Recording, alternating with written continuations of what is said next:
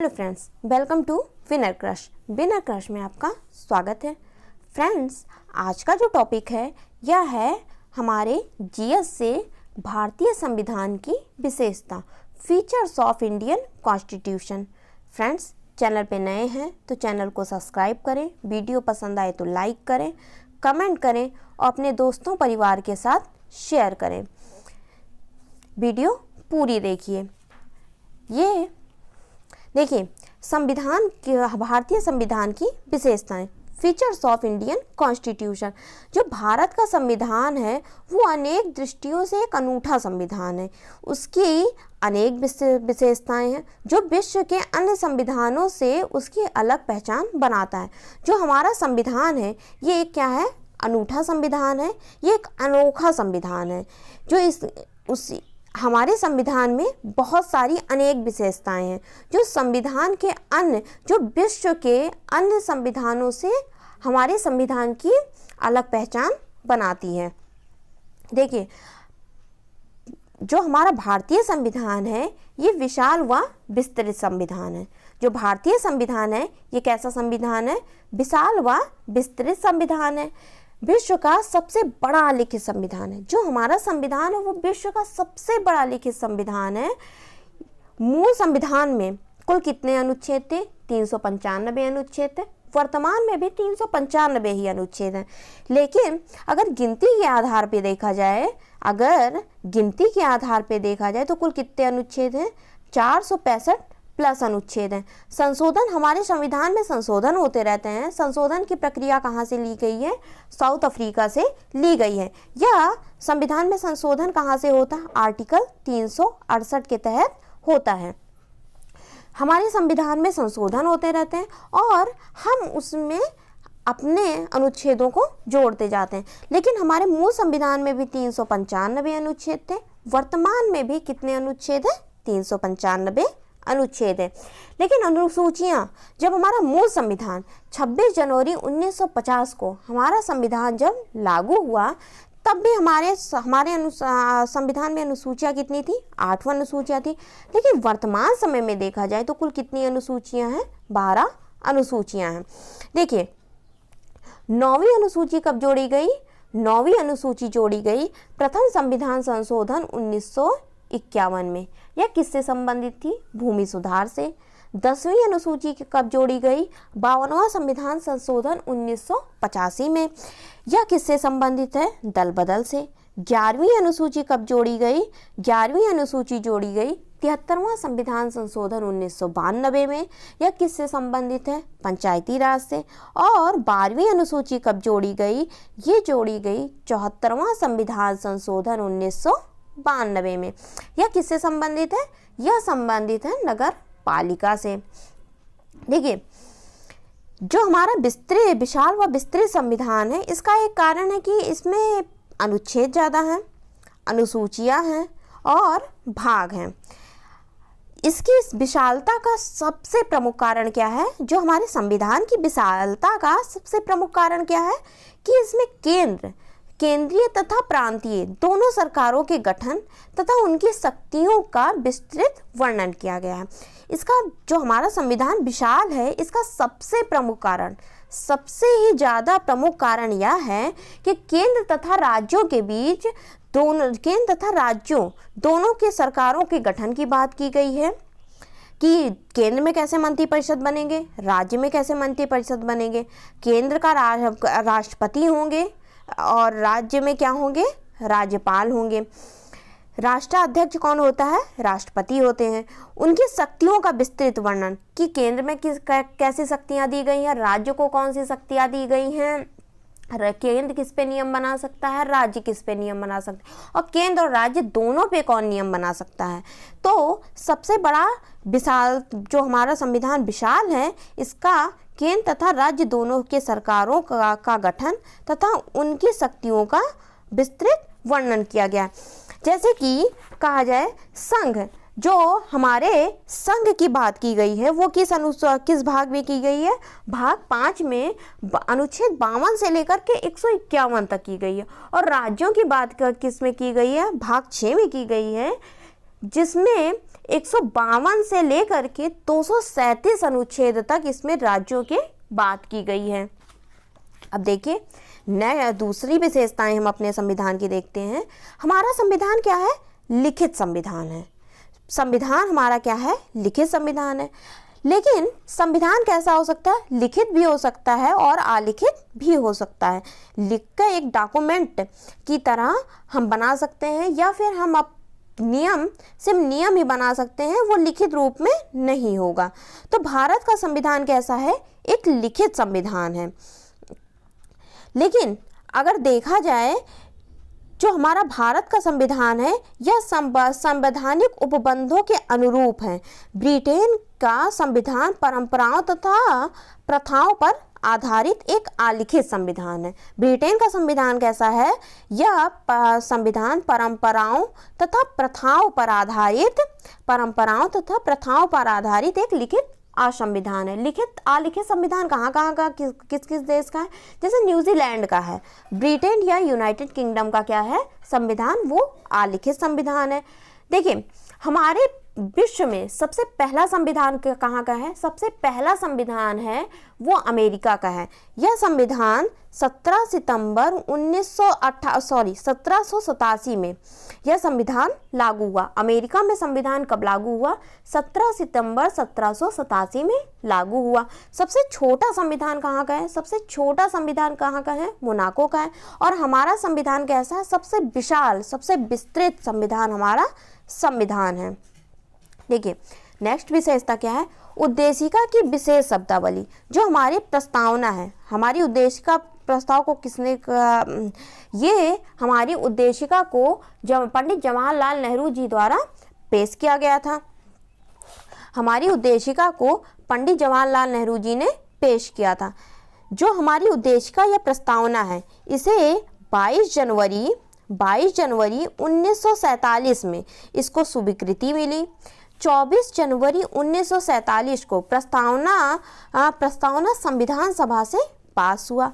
17 अक्टूबर 1948 में प्रस्तावना को अंतिम रूप दिया गया और 26 जनवरी 1949 को इसे क्या किया गया? अंगीकृत या अपनाया गया। देखिए तो इसमें विशेष शब्दावली दिया गया है। देखिए संप्रभुता संपन्न जो हमारी प्रस्तावना है, हम भारत के लोग या अर्थात हम भारत के लोग हैं। जो शक्तियों का केंद्रीय बिंदु कौन है? भारत की जनता है। भारत को एक संपूर्ण प्रभुत्व संपन्न समाजवाद, पंथ निरपेक्ष, लोकतांत्रिक गणराज्य बनाएंगे। गणराज्य बनाने के लिए तथा उसके समस्त नागरिकों को सामाजिक, आर्थिक तथा राजनीतिक न्याय। देखिए संप्रभुता संपन्न, संप्रभुत्व का क्या है? संपूर्ण प्रभुत्व संपन्न, अर्थात हम अपने अंदरूनी मामले होंगे या फिर बाह्य मामले होंगे, हमारे आंतरिक मामले होंगे या बाह्य मामले में किसी विदेशी सत्ता या शक्ति के अधीन नहीं होंगे। हम अपने नियम खुद बनाएंगे। और जो हमारे भारत की संप्रभुता वह किस में निहित है? भारत की जनता अर्थात हम लोगों में निहित है। इसकी संप्रभुता, भारतीय संविधान की संप्रभुता जनता में निहित है। समाजवाद और पंथ निरपेक्ष ये दोनों शब्द कब जोड़े गए? ये 42वें संविधान संशोधन के तहत जोड़े गए। 42वें संविधान संशोधन 1976 के तहत जोड़े गए। समाजवाद, पंथ निरपेक्ष का अर्थ होगा कि भारत में पंथ निरपेक्ष का अर्थ हुआ कि कोई भी एक धर्मों को हम बढ़ावा नहीं देते हैं, हम सभी धर्मों को बढ़ावा देते हैं। हमारा देश क्या है? धर्मनिरपेक्ष ना होने के साथ धर्मनिरपेक्ष नहीं है। हमारे भारत में किसी एक धर्म की बात नहीं की गई है। हमारा देश क्या है? विविधताओं से भरा देश है। इसलिए हमारे देश में अनेक धर्म रहते हैं, चाहे हिंदू, मुस्लिम, सिख, ईसाई, सब लोग हमारे देश में रहते हैं। लोकतांत्रिक गणराज्य जो क्या है, लोगों का तंत्र अर्थात जनता का शासन होगा। अब्राहम लिंकन जी ने भी कहा था, जो हमारे अमेरिका के पूर्व राष्ट्रपति थे, उन्होंने कहा था जनता के लिए, जनता द्वारा स्थापित शासन होता है। लोकतंत्र का अर्थ क्या है, जनता के लिए, जनता द्वारा स्थापित शासन होता है। भारत में जनता अपने द्वारा निर्वाचित प्रतिनिधियों के माध्यम से शासन चलाती है। इसे अप्रत्यक्ष लोकतंत्र प्रणाली या प्रतिनिधि प्रणाली कहते हैं। हमारे यहाँ क्या है, अप्रत्यक्ष लोकतंत्र प्रणाली है। हम वोटर हैं, वोटर किसको चुनेंगे, प्रतिनिधि को चुनेंगे। प्रतिनिधि जो वोटर होते हैं वो किससे चुनते हैं, एक प्रतिनिधि को चुनते हैं, एक प्रतिनिधि को चुनते हैं। प्रतिनिधि किसको चुनती है, मंत्रिपरिषद को चुनती है। और मंत्रिपरिषद किसको चुनते हैं, मंत्रिपरिषद किसको चुनते हैं, हमारे राष्ट्रपति और उपराष्ट्रपति को चुनते हैं। तो हमारे यहाँ कैसी प्रणाली है, हमारे यहाँ अप्रत्यक्ष प्रणाली है। देखिए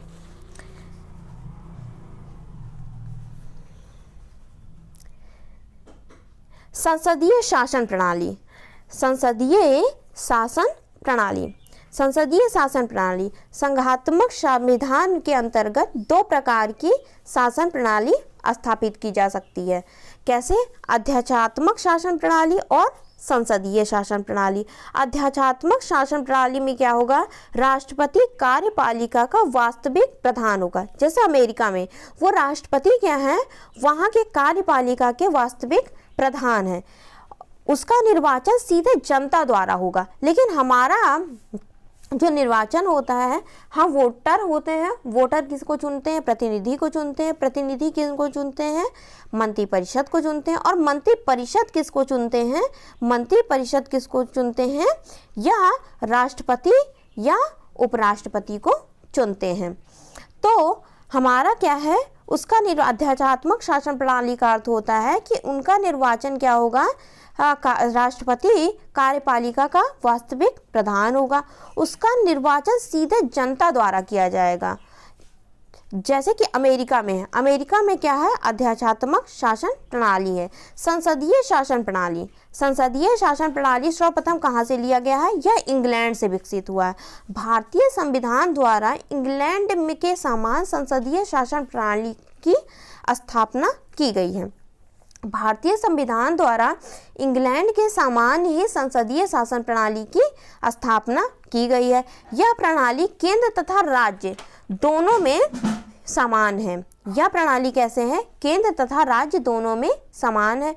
भारत का राष्ट्रपति इंग्लैंड के सम्राट के समान कार्यपालिका का नाम मात्र प्रधान होगा।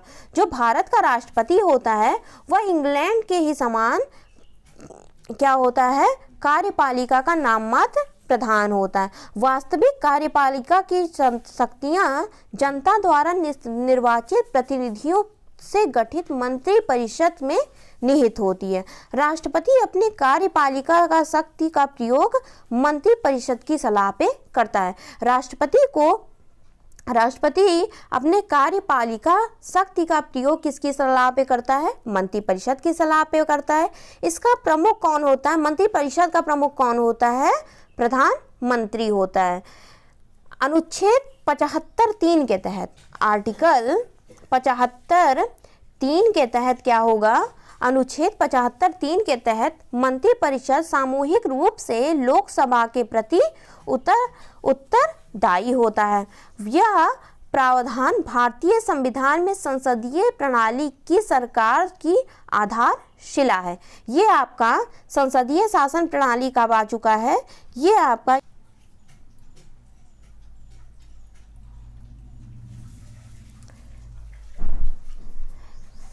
दूसरा नेक्स्ट विशेषता है मूल अधिकार, फंडामेंटल राइट्स।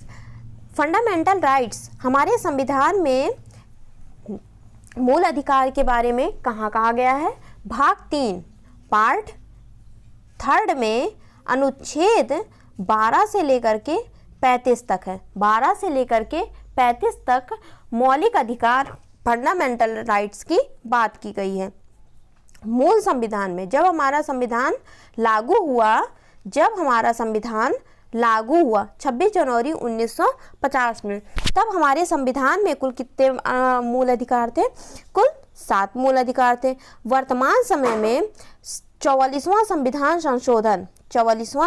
संशोधन 1978 के द्वारा हमारे संविधान से 7वां मूल अधिकार जो संपत्ति का मूल अधिकार था, इसे हटा दिया गया। इसे मूल अधिकार के तहत क्या बना दिया गया? एक विधिक अधिकार बना दिया गया है।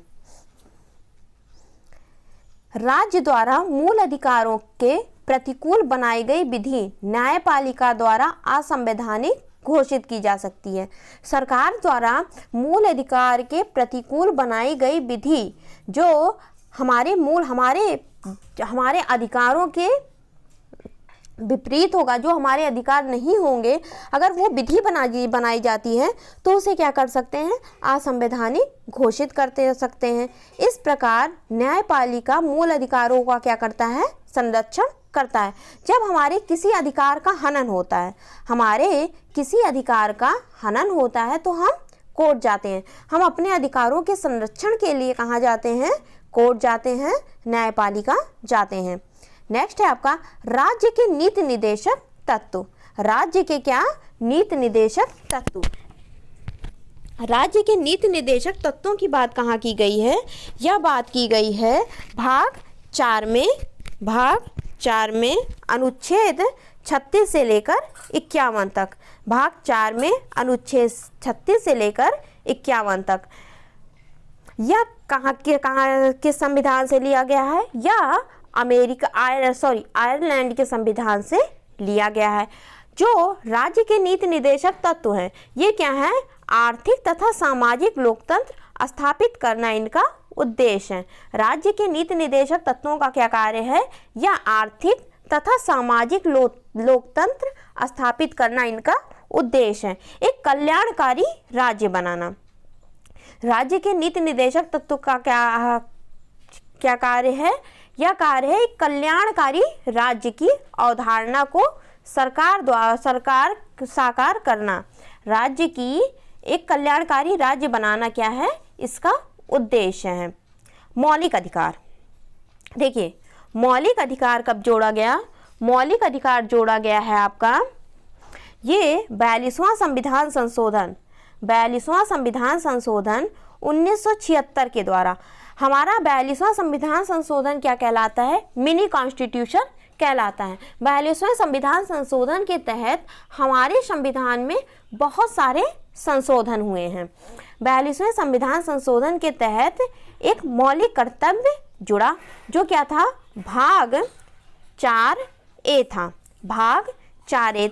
42वां संविधान संशोधन 1976 में जब ये जुड़ा तो कुल कितने मौलिक कर्तव्य थे? कुल 10 मौलिक कर्तव्य थे। लेकिन ये किससे लिए गए हैं मौलिक कर्तव्य? ये हमारे रूस के संविधान से लिए गए हैं। फिर 11वां मौलिक कर्तव्य जो था वो 86वें संविधान संशोधन 2002। 86वां संविधान संशोधन 2002 के तहत 11वां मौलिक कर्तव्य जोड़ा गया, जो 6 से 14 वर्ष के बच्चों को शिक्षा का अवसर प्रदान करना। यह किसका कार्य होगा? कर्तव्य होगा बच्चों के माता पिता या संरक्षक का यह कार्य होगा। 6 से 14 वर्ष तक के बच्चों को शिक्षा का अवसर प्रदान करना। ये आपके किसकी सिफारिश पर जुड़ा? ये स्वर्ण सिंह समिति की सिफारिश पर जोड़ा गया, जो हमारा मौलिक कर्तव्य है, जो हमारे कर्तव्य हैं। ये किसकी सिफारिश पे जुड़ा? स्वर्ण सिंह समिति की सिफारिश पर जुड़ा, जो 42वें संविधान संशोधन 1976 के द्वारा जोड़ा गया। ये किस भाग में है? भाग 4A में है। इसका अनुच्छेद क्या है? 51A है। वर्तमान समय में कुल कितने मौलिक कर्तव्य हैं? कुल 11 मौलिक कर्तव्य हैं। देखिए, स्वतंत्र न्यायपालिका इंडिपेंडेंट जुडिशरी। हमारी जो न्यायपालिका है वो क्या है? स्वतंत्र होगी। संघ तथा राज्यों के मध्य विवाद के समाधान तथा संविधान के निर्वाचन का दायित्व न्यायपालिका पर होता है। उस प्रकार संविधान तथा मूल अधिकारों के संरक्षण का ही दायित्व होता है। हमारी न्यायपालिका क्या है? स्वतंत्र है, चाहे वो सरकार के परिप्रेक्ष्य में देखा जाए या फिर हमारी जनता के परिप्रेक्ष्य में देखा जाए। जब हमारी किसी भी अधिकार का हनन होगा, हमारे अधिकार का हनन होता है, तो हम कहाँ जाते हैं? न्यायपालिका जाते हैं,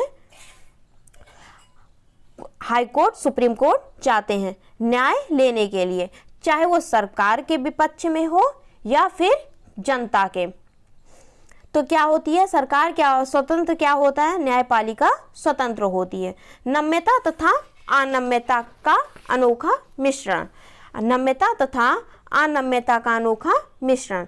भारतीय संविधान में संशोधन संसद द्वारा साधारण बहुमत या विशेष बहुमत तथा विशेष बहुमत और आधे राज्यों के अनुसमर्थन द्वारा किया जाता है।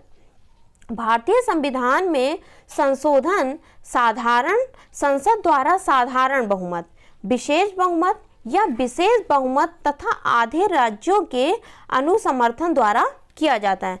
हमारे संविधान में संशोधन कैसे होता है? अनुच्छेद 368 के तहत हमारे संविधान में संशोधन होता है। यह किस संविधान से लिया गया है? यह साउथ अफ्रीका के संविधान से लिया गया है। देखिए, जब 2/3 वोटिंग की जाती है, ये क्या है? सामान्य बहुमत के लिए, और 2/3 से आधे से अधिक राज्यों के विधानमंडल से भी पास होना चाहिए। ये क्या है? विशिष्ट या विशेष बहुमत है। जैसे कि कुल 500 सीट हैं, तो 500 में से 2/3 इसका बहुमत होना चाहिए। अब देखिए, नेक्स्ट है आपका केंद्राभिमुख संविधान। केंद्राभिमुख संविधान होना चाहिए, जो केंद्र मुख्य हो, वह संविधान क्या होना चाहिए? केंद्राभिमुख संविधान हो जाना चाहिए। जैसे भारतीय संविधान के अनुच्छेद 1 के अनुसार भारत अर्थात इंडिया राज्यों का क्या है? एक संघ है। India that is Bharat shall be A union of state. तो क्या है? हमारा कुछ विद्वानों ने भारतीय संविधान को क्या कहा है? केंद्राभिमुख संविधान कहा है। क्यों कहा है?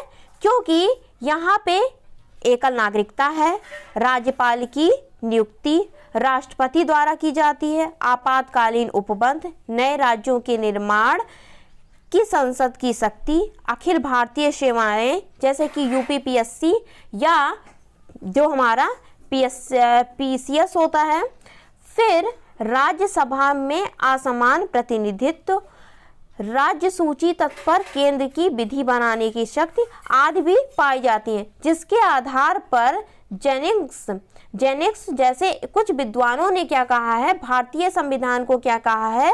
मोरल सेंट्रल बेस्ड कॉन्स्टिट्यूशन कहा है, केंद्राभिमुख संविधान कहा है। जबकि जी ऑस्टिन ने भारतीय संघवाद को सहकारी संघवाद कहा है। संविधान के संगठनात्मक के तंग ढांचे में नहीं ढाला जा सकता है। यह किसने कहा है? संविधान को संगठनात्मक के तंग ढांचे में नहीं ढाला जा सकता है। यह किसने कहा है? डॉक्टर भीमराव अम्बेडकर जी ने कहा है। एकल नागरिकता, हमारे देश में कैसी नागरिकता है? एकल नागरिकता है, दोहरी नागरिकता नहीं है। जैसे कि अमेरिका में देखा जाता है, अमेरिका में दोहरी नागरिकता है, वहाँ राज्य की नागरिकता लेनी होती है और देश की नागरिकता लेनी होती है। लेकिन हमारे भारत में आप किसी भी राज्य से बिलोंग करते हो, किसी भी राज्य में रहते हो, लेकिन आप किसके नागरिक हैं? हम भारत देश के नागरिक हैं। देखिए, भारतीय संविधान द्वारा भारत की एकता और अखंडता सुनिश्चित करने के उद्देश्य से उसकी संघीय संरचना के बावजूद एकल नागरिकता का प्रावधान है। अब देखिए, नेक्स्ट क्या है? वयस्क मताधिकार। वयस्क मताधिकार, भारत में संसदीय शासन प्रणाली अपनाई गई है। संसदीय शासन प्रणाली में सरकार का गठन जनता द्वारा निर्वाचित प्रतिनिधियों से किया जाता है। जो सरकार का गठन होता है वो किससे होता है? जनता द्वारा निर्वाचित प्रतिनिधियों से सरकार का गठन होता है। भारत में प्रतिनिधियों के निर्वाचन हेतु वैश्विक मताधिकार प्रणाली को अपनाया गया है। देखिए 61वें संविधान संशोधन पहले हमारे संविधान में, मूल संविधान में मताधिकार की उम्र कितनी थी? 21 वर्ष थी। जब हमारा संविधान लागू हुआ 26 जनवरी 1950 को, तो हमारे संविधान में मताधिकार, वोट डालने की उम्र कितनी थी? 21 वर्ष थी।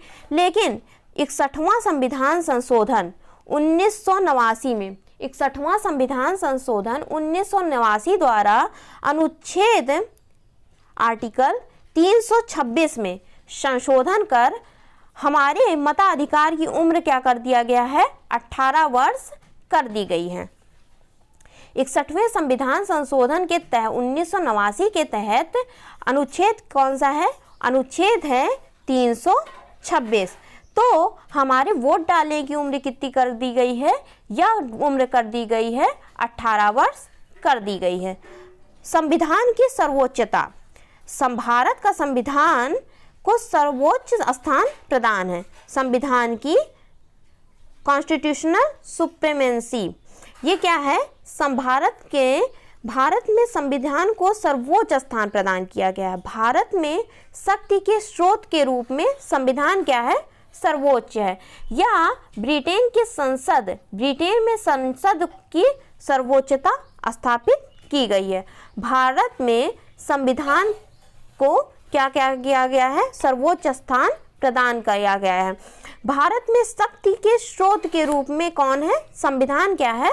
सर्वोच्च है। संविधान के ही द्वारा हमें क्या शक्ति मिलती है? हमारे सरकार को शक्ति मिलती है, जनता को शक्ति मिलती है। तो हमारा संविधान क्या है? सर्वोपरि है। हमारा संविधान सर्वोपरि है क्योंकि सरकार के सभी अंग, जैसे कि कार्यपालिका जो कानून बनाएगा, विधायिका जो कानून लागू करेगा, न्यायपालिका जो न्याय करेगा, इसी में अपनी शक्तियां प्राप्त करते हैं। अब देखिए नेक्स्ट है आपका विधि का शासन, रूल ऑफ लॉ। कानून क्या है? सर्वोपरि है। कानून सर्वोपरि है तथा वह सभी लोग पर समान रूप से लागू होता है। भारतीय संविधान में विधि के शासन की स्थापना करता है, जिसके तहत सभी नागरिक विधि के समक्ष क्या है? समान है। कोई यहाँ पे अमीर गरीब नहीं है, विधि के समक्ष समान है। सबको एक प्रकार से कानून सबके ऊपर लागू होता है। आपातकालीन उपबंध, यह उपबंध केंद्र को किसी भी असमान स्थिति से प्रभावी रूप से निपटने में सक्षम बनाते हैं। संविधान में इन उपबंधों को जोड़ने का उद्देश्य देश को संप्रभुता, एकता, अखंडता, लोकतांत्रिक राजनीतिक व्यवस्था तथा संविधान की सुरक्षा करना है। जो आपातकालीन उपबंध है, इससे संविधान में इन उपबंधों को जोड़ने का उद्देश्य क्या था? देश को की संप्रभुता, एकता, अखंडता, लोकतांत्रिक राजनीतिक व्यवस्था तथा संविधान की सुरक्षा करना इसका उद्देश्य था। संविधान में कुल 3 प्रकार के आपातकाल का वर्णन किया गया है।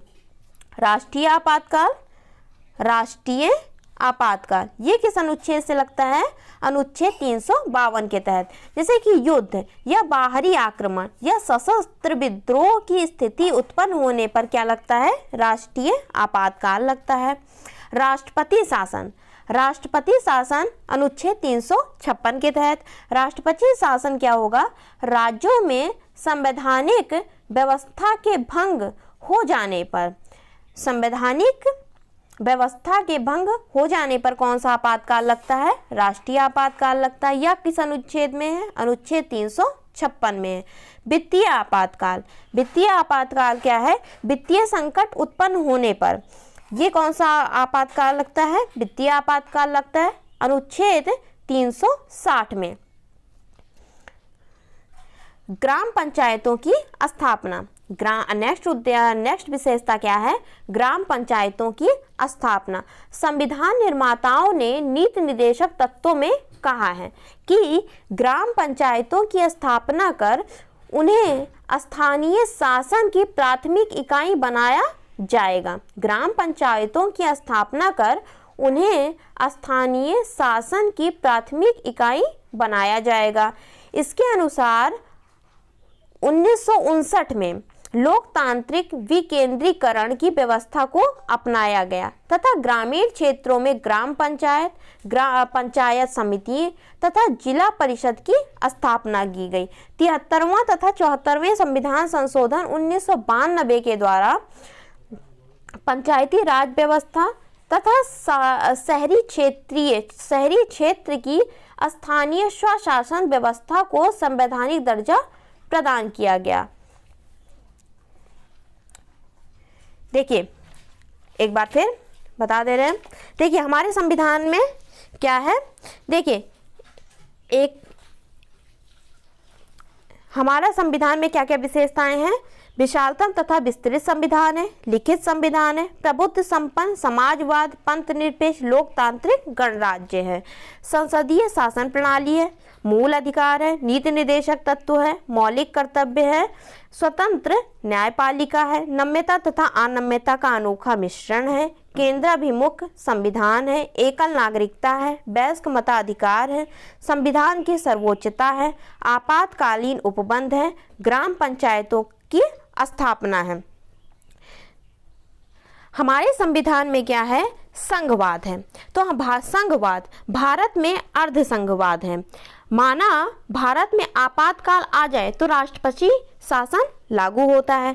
केंद्र और राज्य दोनों की सरकारें क्या होंगी? अलग अलग होती हैं। शक्तियों का क्या होता है? बंटवारा होता है। संविधान की सर्वोच्चता होती है, स्वतंत्र न्यायपालिका होती है। सहकारी समिति की संज्ञा दी हमारे संविधान को किसने? ग्रीनविल ऑस्टिन ने। द्विसदनीय व्यवस्था होती है। द्विसदनीय व्यवस्था लोकसभा और राज्यसभा। कोई विवाद होने पर हम कोर्ट जाते हैं और संविधान इस पर संरक्षण करता है। जब कोई विवाद होता है तो हम कोर्ट जाते हैं तो संविधान क्या करता है? संरक्षण करता है। ये क्या है? एक संघवाद का लक्षण है। एकात्मकता। एकात्मकता के लक्षण क्या है? केंद्र सरकार मजबूत सशक्त, केंद्र सरकार क्या होगा? मजबूत होगा, सशक्त होगा। एक संविधान पूरे देश के लिए होगा। एकल नागरिकता होगी, मौलिक अधिकार होंगे, राज्य के नीति निर्देशक तत्व होंगे, पंचायती राज का गठन होगा, मौलिक अधिकार, मौलिक कर्तव्य होंगे, स्वतंत्र निकाय होंगे। स्वतंत्र निकाय जैसे कि यूपी पीएससी, कैग, एजी, अटॉर्नी जनरल, चुनाव आयोग, ये सब क्या है? स्वतंत्र निकाय हैं। आपातकालीन उपबंध। आपातकालीन उपबंध के तहत एकता, अखंडता, संप्रभुता बनाए रखना। धर्मनिरपेक्ष राज्य होगा, अर्थात राज्य किसी विशेष धर्म को मान्यता नहीं देगा। जैसे कि श्रीलंका है, इसमें बौद्ध धर्म को मान्यता मिलती है। सार्वभौमिक मताधिकार होगा। 18 वर्ष से अधिक वोटिंग का अधिकार होगा। त्रिस्तरीय सरकार होगी। कमजोर पिछड़ा SC ST महिलाओं और बच्चों के लिए विशेष प्रावधान होगा। ये क्या है? यूनिटरी है। ये हमारे एकात्मकता के लक्षण हैं। जैसे कि एकात्मकता का एक लक्षण क्या है? संसदीय व्यवस्था होगी। संसदीय व्यवस्था को क्या कहा जाता है? वेस्टमिंस्टर सरकार कहा जाता है, या उत्तरदायी सरकार कहा जाता है, या मंत्रिमंडल सरकार कहा जाता है, या कैबिनेट सरकार कहा जाता है। तो संसदीय व्यवस्था में क्या क्या आएगा? विधायिका आएगी जो कानून का निर्माण करेगी, कार्यपालिका आएगी जो कानून को लागू करेगी, और न्यायपालिका आएगी जो न्याय करेगी। फ्रेंड्स, ये आज आपका टॉपिक है जो हमारे भारतीय संविधान के लक्षण से संबंधित है। वीडियो पसंद आए तो लाइक करें, चैनल पे नए हो सब्सक्राइब करें, कमेंट करें और अपने दोस्तों परिवार के साथ शेयर करें। वीडियो देखने के लिए